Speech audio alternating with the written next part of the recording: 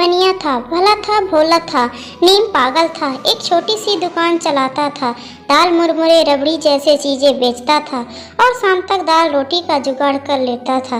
एक रोज दुकान बंद कर देर रात वह अपने घर जा रहा था, तभी रास्ते में उसे कुछ चोर मिले। बनिया ने चोरों से पूछा, इस वक्त अंधेरे में आप लोग कहाँ जा रहे हैं? चोर बोले, भैया हम तो सौदागर हैं, आप हमें क्यों टोक रहे हैं?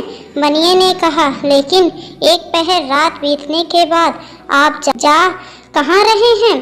चोर बोले, माल खरीदने। बनिए ने पूछा, माल नगद खरीदोगे या उधार? चोर बोले, ना नगद ना उधार, पैसे तो देने ही नहीं हैं। बनिए ने कहा, आपका यह पैसा तो बहुत बढ़िया है, क्या आप मुझे भी अपने साथ ले चलेंगे? चोर बोले, चलिए, आपको फायदा ही होगा। बनिए ने कहा, बात तो ठीक है, लेकिन पहले यह तो बताओ कि यह धंधा कैसे किया जाता है?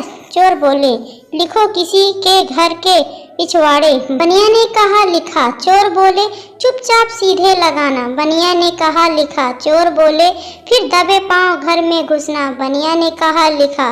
चोर बोले, जो भी लेना हो सो इकट्ठा करना। बनिया ने कहा, लिखा। चोर बोले, ना तो मकान मालिक से पूछना और ना उसे पैसे देना। बनिया ने कहा, लिखा।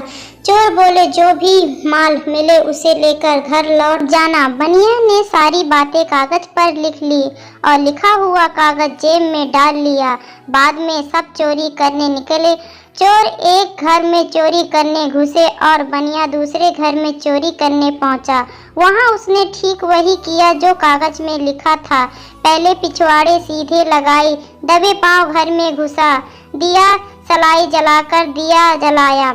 एक बोरा खोजकर उसमें पीतल के छोटे बड़े बर्तन बड़ी बेफिक्र से भरने लगा। तभी एक बड़ा तसला उसके हाथ से गिरा और सारा घर उसकी आवाज से गूंज उठा। घर के लोग जाग गए।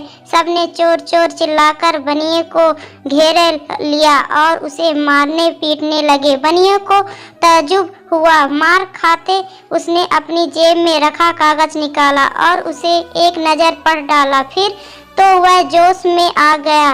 जब सब लोग उसकी मरम्मत कर रहे थे तब बनिया बोला, भाइयों, यह तो लिखा पढ़ी से बिल्कुल उल्टा हो रहा है, यहाँ तो उल्टी गंगा बह रही है।